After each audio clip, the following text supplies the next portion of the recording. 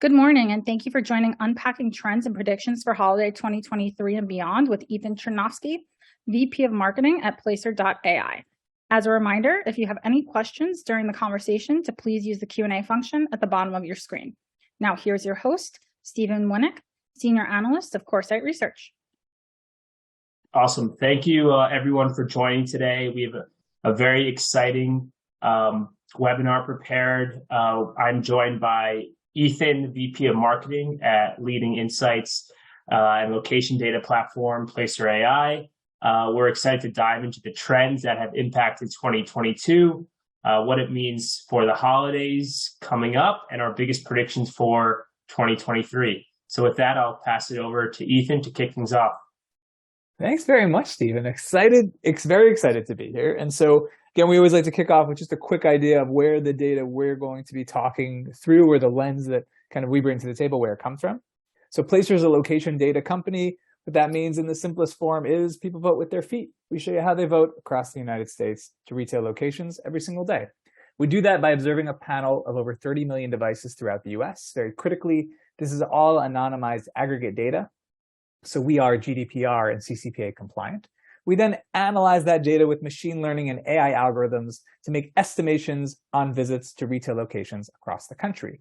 And we show that data in a wealth of different reports within our platform on everything from true trade areas, void analysis, traffic routes, market share, and a whole lot more. If anyone is interested, we have a free version of our premium product available on our website at Placer.ai. We also have a section on our website called The Square that is home to all of our free tools at Placer.ai-The Square. And with that, Stephen, I think it's time to dive in. Let's do it.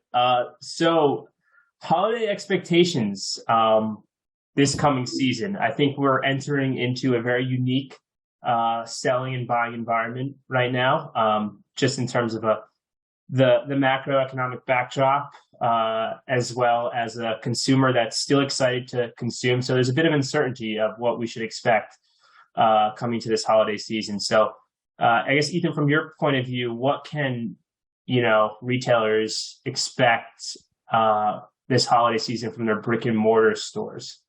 So I think there's a few things that we're looking at. We're trying to understand what is the potential for this holiday season, because as you mentioned, we know the backdrop is this lingering inflation. We're still in this recovery environment, so we're not at normal yet, but we're working our way towards that. And then what can we expect? So there's a few things that we feel really confident in, and things that we think are a little bit more speculation, but still rooted in what we're seeing in the data. And the element that we feel pretty strong about is that we're going to see, like we saw last year, that strong October push. So we're going to see major retailers, both because they want to spread out the season, also because they want to try to get rid of some of that excess inventory that they have. It's been a really important headline within the retail space. We're going to see this push in October to try and get visits to these locations. So one great example is Target. Target just had their deal days. When you look at the Thursday through Saturday compared to the Thursday through Saturday prior, so like the most recent data we have, we're seeing that 3-day period visits up 5% on the week prior. So it's very clear that they're making this push. They're trying to get boots on the ground into these stores. And it's something we're expecting to see across the board. And we are seeing those indications already. And this is especially cool because the comparison to last year's October is tough. Last year, October was really strong for retail in terms of visits to retail locations. So if we see some of these bigger retailers, if we see malls start tracking close to, if not above, where they were a year prior, it could be a really good sign, at least from the brick and mortar perspective. Another element that we're seeing that we feel could be really fascinating to watch, and we have our suspicions, is that from a brick and mortar perspective, those holiday peaks could be strong again. So Black Friday last year obviously took a big hit because of the rise of Omicron. If we don't see that same kind of, hopefully there's no pandemic, and there's no kind of, COVID-esque impact, but should we seek a more normal environment, there is going to be a better comparison in a time where stores and retailers have a lot of stock to get rid of, which could see the return of this kind of doorbuster mentality to bring waves of people in on those major peak days. For example, And we saw it already, like Labor Day drove a big surge of visits. That these kind of big retail holidays, so to speak, still have a draw, and when utilized properly, can create a lot of buzz. And then the last thing that we're really excited about is actually mall performance. So one of the interesting things that we have been seeing quite a bit is that malls have been performing better than we expected, especially when you consider who their anchor tenants are. So apparel's been hit really hard, department stores have been hit really hard, but mall visits have actually outpaced what those kind of anchor tenants have done. And I think a big piece of it is the experience they're providing. So this shift to more food and beverage, this shift to more experiences, the nostalgia of bringing people into the mall during the holiday season. These are significant draws that could provide this holistic experience for the consumer, but could make the mall a really exciting place to be this holiday season. Yeah, I think, Ethan, you touched on a lot of interesting points there. First, your prediction that kind of these big retail holidays are back. I mean, we kind of tranced away from Black Friday, Cyber Monday, and now you're kind of predicting a big splash, at least in the store, on some of these bigger holidays. I'd say a relatively big splash, because I do think that we are seeing the peak of kind of Black Friday madness. My expectation would be that is behind us. But the idea that you could have a much stronger version of it this year than we saw in 21, that's where our expectation is at the moment. It's interesting. And in terms of kind of retailers putting out promotions earlier, well, that's one thing that we've started to see already. My question then for you is, do you think that retailers are nervous coming out of Q3 with their inventory gluts? Target, Walmart reported on this. And do you think they're preparing for Q4 and making sure that they're not only selling the rest of their Q3 inventory, but making sure that they're going to be selling their full Q4 inventory, and perhaps promotions are a way of getting some of that merchandise moving earlier? Yeah, 100%. I think the combination of excess inventory, really difficult economic or more challenging economic environment speaks to, let's get this stuff out, let's get it out, even if we have to reduce those costs. And the place to do that is in the store. And I think that's going to be the prime beneficiary of this, less online, just because of the expectation of what could, in theory, take place in the physical retail location. Right. That makes a lot of sense. And something our survey data just revealed, our kind of consumer holiday sentiment survey, was that almost a quarter of shoppers cited that they started shopping in September, end of September. And then by October, almost more than half of shoppers will have at least browsed or started thinking about their holiday shopping gifts, whether it be online or in the store. Well, I think thinking about it, like I feel like I think about my holiday gifts as soon as the holidays end. I think. Yeah. But yes, definitely a big shift. Mm-hmm.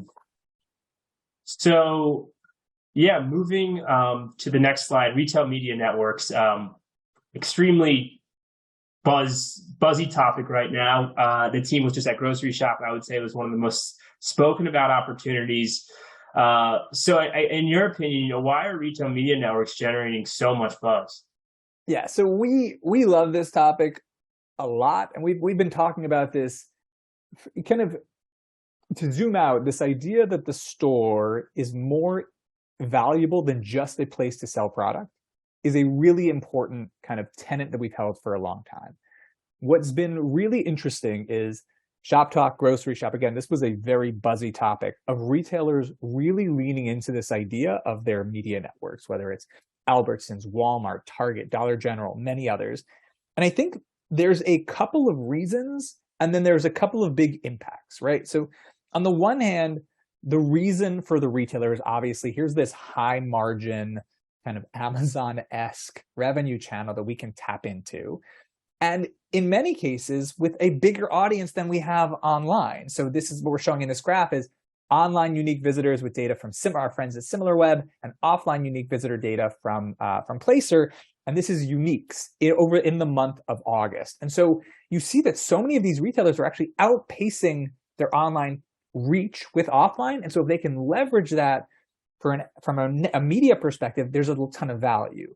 But the really interesting element here is why this could be a really exciting addition if I'm a CPG company or a product company that wants to market through one of these networks.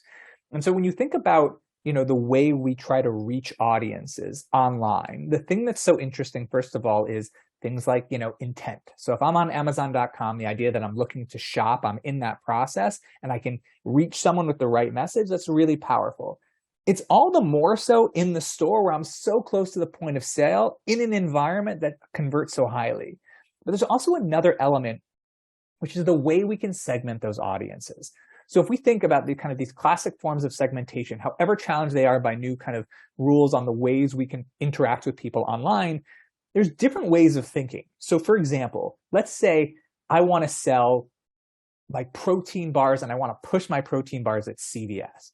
I can identify the CVS locations that have the highest amount of cross-shopping or cross-visitation with local gyms. That's a really interesting way of understanding my audience with behavioral actions that don't require that classic, hey, here's the segment I'm looking for. I can look at Dollar Generals that operate in areas that have a average household income of X or lower and are in cities of a certain size or lower.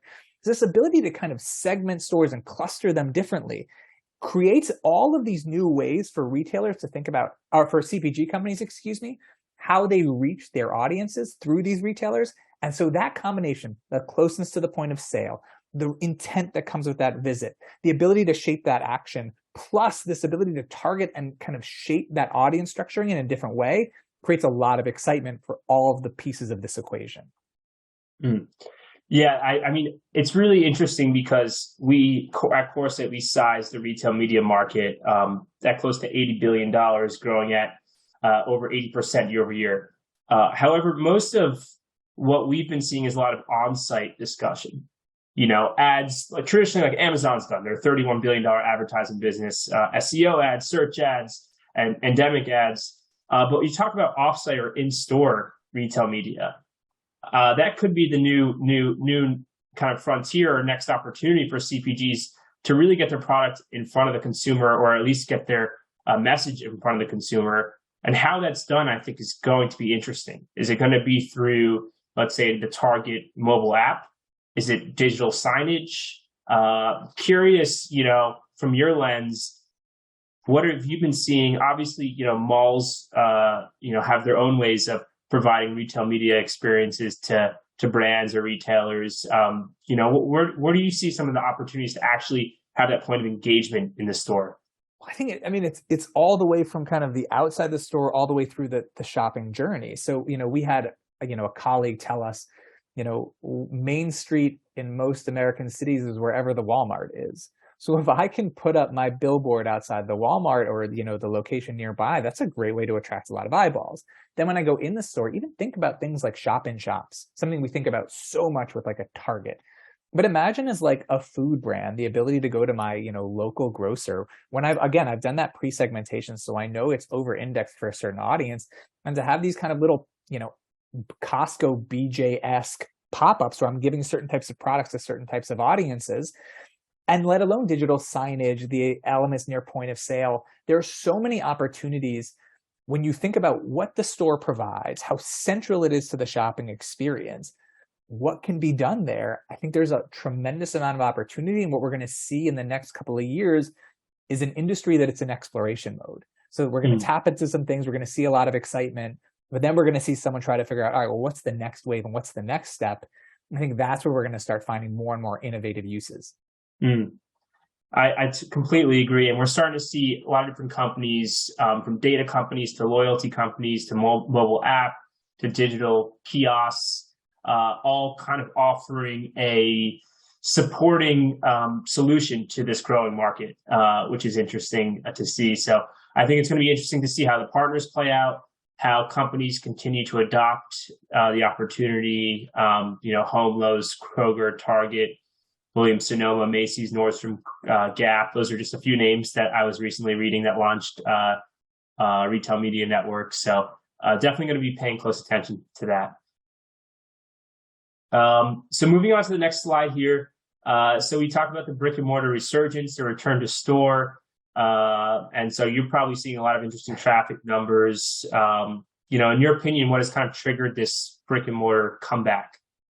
I mean, I think now that we're in this we're firmly, hopefully at least, in this kind of post-pandemic environment, it gives us a little bit of context. And we think about where we were which was deeply still rooted, at least as an overarching narrative within this retail apocalypse narrative. Then we have the pandemic, and we have essentially the ultimate stress test for brick and mortar retail. Because if e-commerce was ever going to blow past brick and mortar and leave it firmly within the dust, this was going to be that opportunity. But one, e-commerce wasn't ready. Two, brick and mortar was super important. And what we ended up leaving this period with was a more holistic understanding of what retail should look like as part of a kind of comprehensive whole. So digital channels, unbelievably critical and important and bringing very specific values. And then physical channels doing the same. And that kind of complementary nature has been so important. But a big piece of it has allowed us to see what is it that makes the in-store experience really special. So one, this idea to have kind of large basket sizes, big shop. I'm in the store. I'm in kind of buying mode, but then I have these upsell opportunities. Think that like Costco-esque. I go in to get 7 things. I end up with 70. And that experience, the experience element of it. And I think one of the important elements here is, for a long time, or at least, people who are less sophisticated like me, we thought of experiential as like basketball hoops and climbing walls.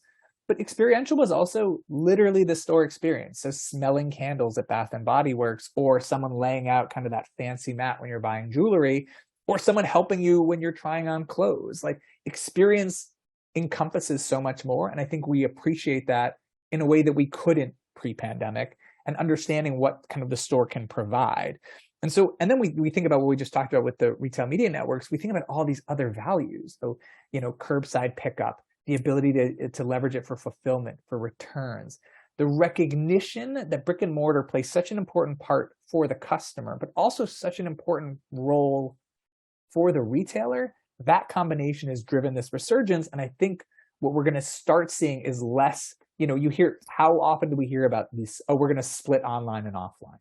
It's not really this conversation it was just a few years ago, because we recognize that for either one of those things to succeed to its maximum, it requires both. So I guess the experience is kind of shifting where shoppers are, it's not just like experiential retail. It's the actual sense of shopping and being part of a group and a community and going in and feeling and touching the product. So we don't need to get too carried away, with future, roller coasters in the mall. There's still the classic experience that shoppers are craving. What I loved, and I think it was, forgive me if I'm wrong here, but I think it was Chanel who opened up their store where like it was appointment only shopping. You're like, that is experience to the greatest degree, because even for the person who doesn't go in, you're like, that place is fancy. And if I'm Chanel, when there's the midst of a luxury wave, that's exactly what I want to be perceived as. And I think many retailers are kind of looking themselves in the mirror and saying, all right, who are we? What do we want to provide? What does that experience look like, where it's about how do the people who are working there help the customers? What are they looking to buy there? How do we produce that end-to-end experience that's going to keep them not just buying something once, but coming back many times in the future? Well, I guess if you think about the kind of the roots going back to the department stores, it was meant to be a place of gathering, right? Where people would go to gather, people would know each other, they would know who works the shops, and it would be kind of a community oriented where everyone comes together. It wasn't really about kind of like flashy experiences, right? But I think the stores now are starting to provide certain things that are elevating that experience as it means to link to online, which is kind of repositioning the purpose of the store, 100%. But even I'll say something that when we looked at grocery a lot, I think that was one of those spaces where, again, the 2019 narrative, let's call it, was very much everyone hates grocery shopping. Everyone finds it annoying. The second you can do it online, they are going to ditch it because convenience is king. And the answer was not quite. Yes, convenience is important. Yes, value is important. But you know what? People like walking the aisles. They like choosing their cereal. They like picking out their vegetables. It's not just rational, it's emotional. And I think that is what I think retailers are starting to realize that, or not starting to, have always known, but are emphasizing more of like, there is a shopping experience that is very positive, that is not just about how do I get the thing I want as quickly as possible. It's how do I find the thing I want? I mean, off-price retail was built on this, of like this, treasure hunt, even though in theory, that should be the most annoying way to shop, right? You don't know if you have it. You're not sure you're going to end up happy. Go look, right? Like it's like 52 card pickup in retail, and yet we come back for it over and over again. Right. Yeah. And just one last take, and it's kind of a hot take. Myself, I'm still hybrid, right? And going food shopping is something I'm actually more excited about than I ever have, because I want to get out of the apartment. I want to get out of the house. I want to go down and touch and feel my products.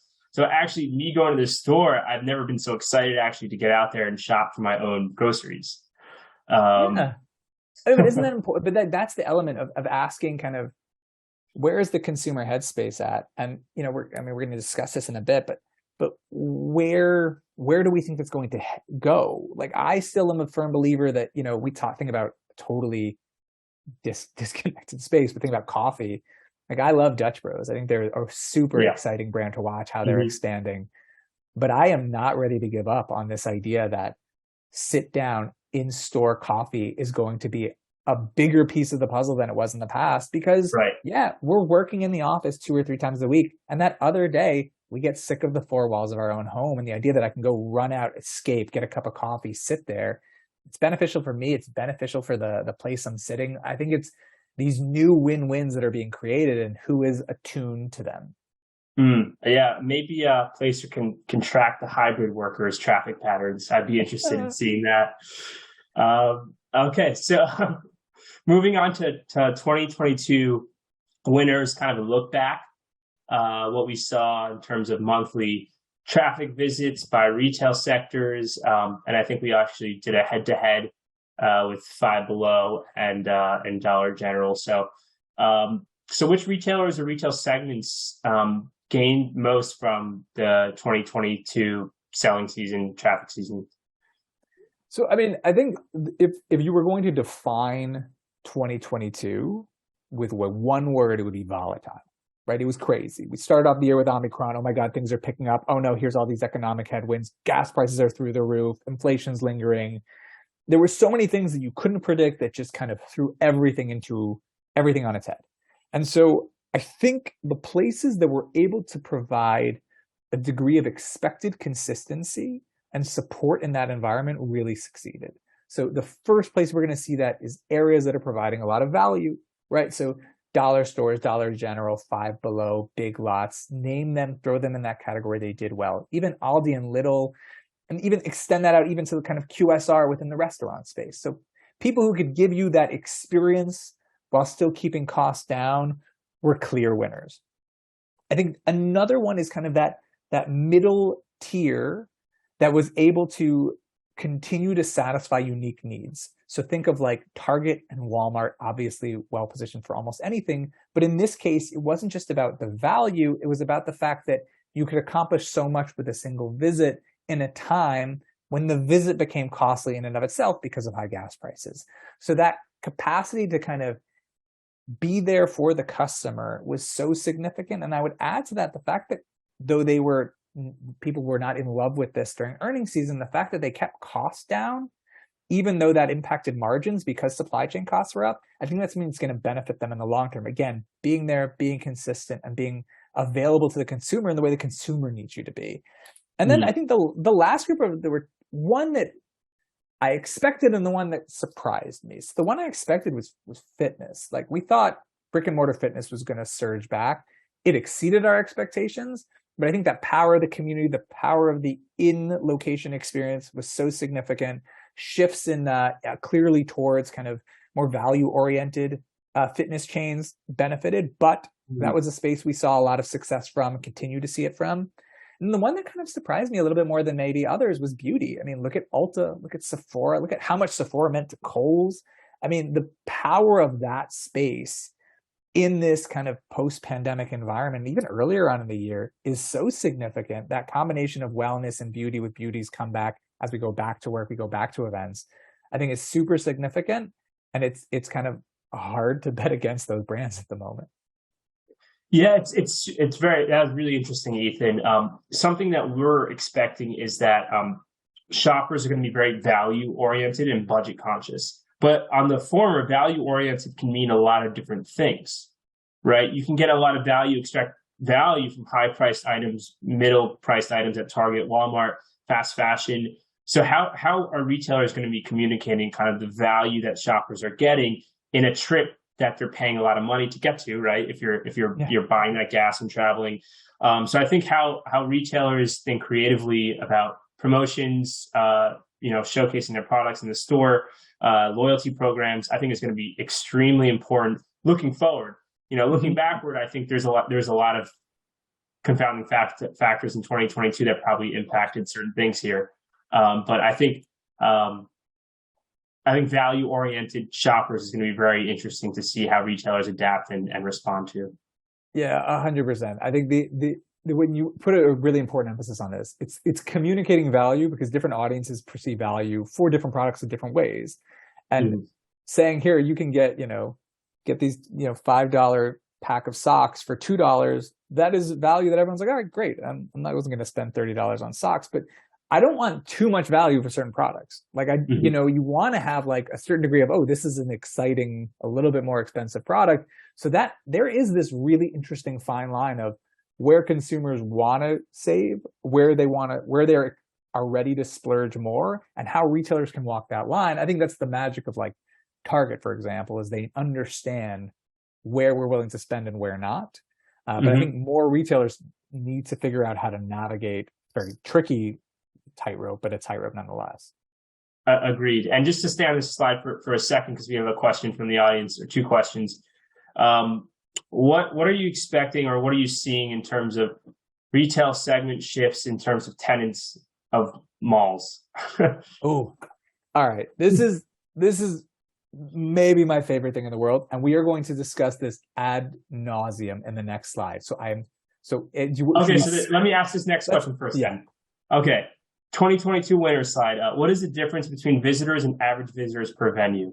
Great question. Visitors looks at the overall. So if I'm Dollar General and I had 20 stores last year and 40 stores this year, visits is going to show me the addition of all of those stores. Visits per venue is going to align that number. So it helps account for store expansion. And so when you see visits up and visits per venue up, that's kind of the holy grail of, wow, things are going well. When I open up new locations, they're driving new visits as well. It's not just expansion. Got like a comp sales number almost. Exactly. Yeah. Okay, great. So we can move over to the next slide, shopping centers in 2023. So forward looking aligns with that question from the audience. And anyone who's would like to ask a question, just a reminder to drop it in the Q&A function at the bottom of the screen. So what is the biggest trend to track in 2023 for shopping centers? And then we can answer that tenant mix question. So I think it's that, right? So if you look at malls, and this isn't something that's happening today, it's decisions that were made years ago and very intelligent strategic decisions. You look at top tier malls, they've been shifting their tenant mix. So if it was 70, 80% apparel and beauty before, it's now dropping closer to that 50% mark. And then what's happening at the same time is you're increasing the amount of food and beverage. You're increasing the amount of kind of different, more off the beaten track tenants like Tesla. And you are kind of also seeing at the same time this increase in the types of tenants or the number of tenants that want in on the mall. So think of all these digitally native brands, the Warbies, the Everlanes, the Untuckits, that are moving into retail locations. And they all want to be in these top Class A major regional malls. So what happens? All of a sudden, that 20% that used to be part of that mall and is getting cut out, they need to go somewhere, right? So this shift to a more comprehensive, more diverse tenant mix is going to create intense demand for those top tier locations, but also it's going to force some of these other retailers to look for, okay, now what do we do? And I think what's interesting is it could create this really powerful waterfall effect where retailers that were struggling in these top tier malls because they're against every great apparel company that there is, fighting for that share of voice, fighting for that spotlight, are going to look down a little bit. And they're going to see these B-class malls that used to be much stronger, or struggling a little bit. And they're going to say, hey, I can be the star of this show. And I can bring traffic. And the cool thing for those malls is they can start creating experiences that are different from what that regional super mall is doing. And they don't need to follow the same toolkit because there's a much wider array of tenant types. So if I fill my mall with an industrious co-working space and I have kind of that big apparel retailer that no longer fits in the major mall that was nearby, I can start thinking a little bit differently about what I want to fill my space with in such a way that it creates more benefit for me while that top tier still succeeds in a really powerful way. And I think this idea that this powerful change at the top for those Class A, that those top tier malls around the country, could lead to beneficial opportunities down. Now, let's not go crazy. There's some malls that clearly are not going to make it and have a problematic starting point. But it is possible that for the first time in a long time, we're saying over-malled much less than we have. That is a very interesting take. So in summary, we're seeing more D2C brands command spaces in type A malls, which is making it more competitive. And so some of the, I want to say specialty, but you didn't say specialty. Some of the retailers that may be struggling in type A to find space or drive sales may see opportunity in type B. Okay. Very interesting. We should definitely be on the look. I know for a fact, D2C brands are commanding more space. They're moving offline increasingly. We're already seeing that happening, and the price per square foot has been going up, right? So it's, I think the facts, the writing's on the wall. Now it just depends on who's going to be moving out of that type A experience. And are they going to be moving to, type B malls, or are they going to be looking at other brick and mortar opportunities? Something we'll definitely. I think all of the above. Yeah. And it's going to be a case by case basis. This isn't going to be like every B mall is going to all of a sudden become amazing. But there will be those that do dominate or do create a lot more visit share than they've had in the past. And I think you're going to see that some of these retailers look for other different types of spaces as well.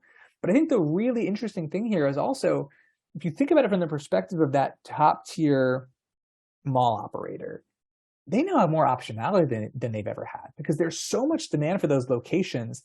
They're less stressed about a little bit of vacancy. They're thinking much more about, okay, how do I keep things exciting and interesting? They are able to start getting a little bit more creative and a little bit more ahead of it because there's so much demand in these spaces and there's so much exciting retail going on. I mean, you don't want to overstate it, but you consider this conversation of like, is the mall dead, which was very 2018. And now you think that there is a very reasonable path to like, actually, we could be entering this kind of like really amazing extended opportunity for malls. That is a fundamental 180. And I think it's because of some really amazing decision-making on the behalf of some of these top tier mall owners. Right. And I think just to tie back into the retail media theme, I think the analytics and data that if you're an online brand that you can get by moving offline is increasingly appealing to a company that might be looking at their brick and mortar space as almost like a marketing flagship. Like it might not be about driving sales there. It might be about marketing and how better to understand your investment in marketing than having metrics and data behind it in terms of who's shopping, how many people are shopping, how can you engage them offline. So really interesting space. Before we move on, there's some interesting data on the screen. American Dream, there's a lot of hype around the opening of that mall to 10 plus years. Is there anything, there's a jump up year over year that could be the opening. Is there any comments in terms of performance about American Dream? Well, I think it's just that. It's like this, we know the American Dream, or we think about it of like, oh, they have theme parks and ski slopes. But what drove the biggest peak in any one day? It was the launch of like the Mr. Beast burger place. And it was a massive peak. And so I think this idea that like these exciting new brands were entering these spaces, creating experiences and energy and urgency around concepts. A burger place is not new. This is not some like, oh my God, I can't believe someone came up with a place that you get a hamburger. This A isn't burger like, placed by a gamer influencer is new. you're right. But I mean, I think the idea that this stuff can translate and that digitally oriented brands, whether it's a, someone like Mr. Beast or a digitally native, apparel retailer, bringing that prowess to the world of physical and vice versa, this is where these spaces are going, and it's creating something really exciting and interesting. It's amazing that like the power of influence, like it's obviously well spoken about, but we're starting to see online influencers launch brands, right? I mean, we've been seeing that, but whether it's energy drinks or chocolate bars or burgers, and the following and the loyal following of that and willing to convert, purchase, go to the store is incredible. Yeah. Oh, it's amazing. Is this where we tell people, Stephen, that you and I are launching a pizza place? Yes. Big announcement. Coming to American Dream soon. So I think this is our wrap-up slide. Looking at will 2023 bring the new normal? Will we see kind of like a settle in terms of rates, probably in traffic and penetration? So will things start to settle into place following a few COVID years?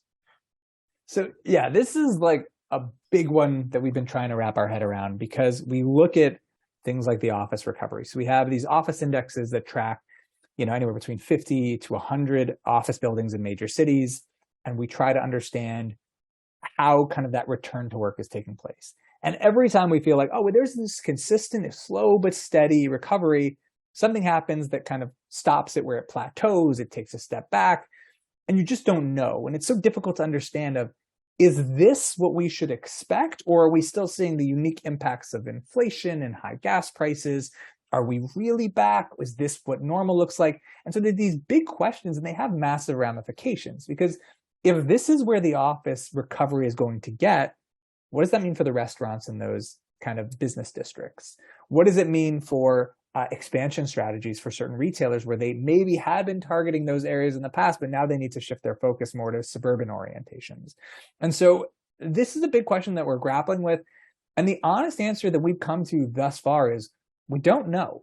But and it's just the data will go so far as to tell you what's happening, but there's not a clear trajectory that is happening consistently. So when we show this to people, there are some folks who say, yeah, this is it. This is hybrid work. You're never going to see things back to where they were pre-pandemic, or even within 20 to 30% of where they were pre-pandemic. Whereas others are like, oh, no, give this time. Next year, in the middle of the year, that's when you'll see this kind of return of normalcy. And then, yes, hybrid work will be a part of the mix, but nowhere near as much as it is today. And so we are in kind of this, are we there yet period? Are we not? And it's going to be really interesting what we see in 23.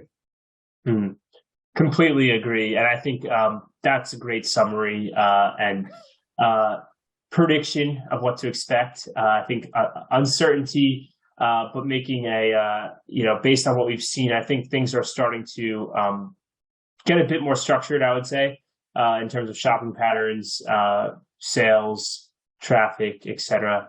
And Ethan, before we wrap up, there's a few questions from the audience wanted to ask. Do you foresee high gas and grocery prices impacting foot traffic at malls in early 2023?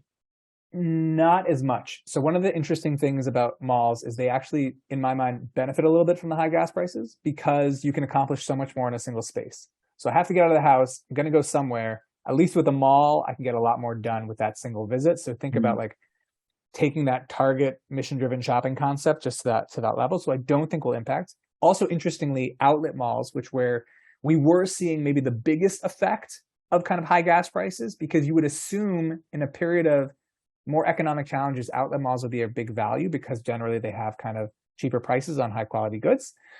Here, we actually saw their visits down more than other mall formats. I think part of it was just the distance. Usually these are a further kind of trip to get there. So we are seeing those visits come back. And that's giving us some confidence that we're starting to level out in terms of the way high gas prices are affecting kind of consumer decisions. Though I think inflation was still going to have a really significant role. Got it. Makes sense. Another question. What do you think about retailers starting holiday sales so much earlier this season? We kind of touched on this already. I don't know if you had additional comment to add to that. No, it's a really important thing to watch, because Mhm. what is it, if it's real, you kind of want it to be really good, but not so great that it affects your November, December season, because you're going to have all this new stock that you also want to get rid of. So there's going to be this, I think retailers are still trying to figure out what's the new balance between this October early shopping push and what they want to do at the height of the season, let alone into December. But I think clearly this is something that's here to stay, this extended shopping season, and it provides a lot of value to a lot of consumers. Got it. And I think it would be also interesting to see, is the consumer going to be patient, or are they going to jump on sales? Our data says that they're going to be searching much earlier. They're going to be buying in October, but that's also, there's always some survey bias in there as well. Yeah. Like, I'm curious, promotions are going to be starting earlier. Are shoppers going to be jumping on those promotions, or waiting for them, to get a little deeper and towards Black Friday? I think that would be interesting to watch. 100%. And then last question here. Do you think the visits to the stores and malls, this is looking backward, were down in July and August year over year due to more people taking summer vacations? 100%. I think vacations, I think the larger group sizes we saw in 21 had a big impact. I think you think 21's back to school period was a confluence of positive factors. Everyone was home, people weren't traveling, and so group sizes up, you don't have this thing to spend on going away, and retail's just reopened. So it's exciting and has this pull, and we have dollars in our pockets because the government just handed them out. So this is a really powerful group of things to give it a push. And I think part of the reason that things looked so challenging this year is because of the comparison we were making to a really good 21.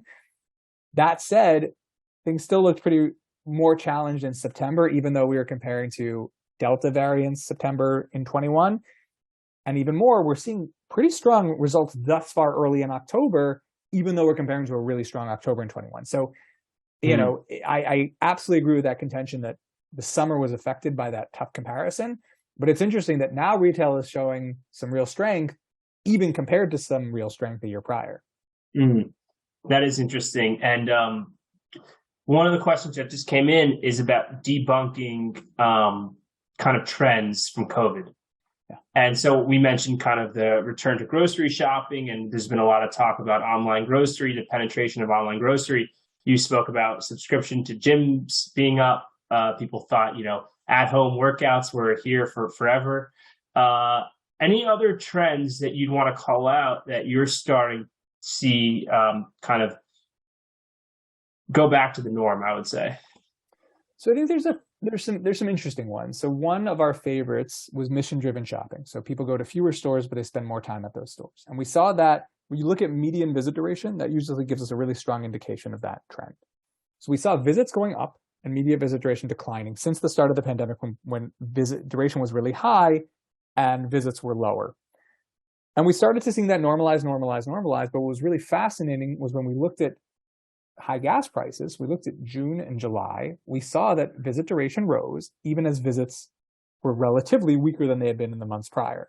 So we saw that behavior return.